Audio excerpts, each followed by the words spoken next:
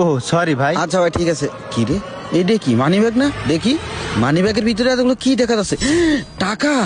ওরে আল্লাহ রে, এই মানি ব্যাগে দেখি কতগুলো টাকা। অজু করতে এসে তো আমার কপালটাই খুলে গেছে। আল্লাহ যারে দেয় আল্লাহ তারে এইভাবেই দেয়।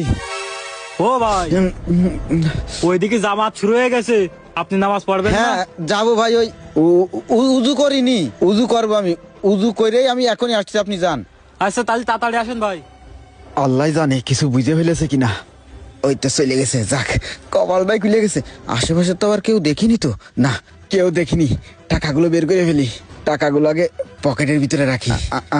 আর এই মানি ব্যাগটা কি করবো? মানি ব্যাগটা আমি এখন পকেটে রেখে দিই, নামাজ শেষ করে বাড়ি যাওয়ার পথে ফেলে দিবানে। যাই আগে নামাজটা পড়ে নি, যাক কপালটাই খুলে গেল। যাক আলহামদুলিল্লাহ, নামাজটা পড়া শেষ। এই কি ব্যাপার, আমার টাকাগুলো কোথায়? উজু করতে গেছিলাম ওইখানে নাকি?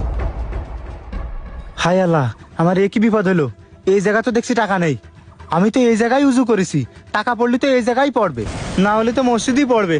এই জায়গা তো দেখতেছি না। ভাই সবই তো শুনলাম, কিন্তু মসজিদিতে টাকা হারাই গেল, এটা তো অবাক করার বিষয়।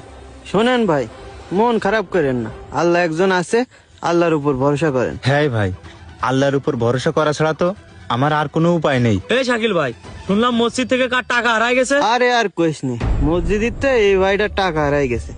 এই ভাই টাকা হারাই গেছে? হ্যাঁ ভাই। কয় টাকা ভাই? ভাই 50,000 টাকা।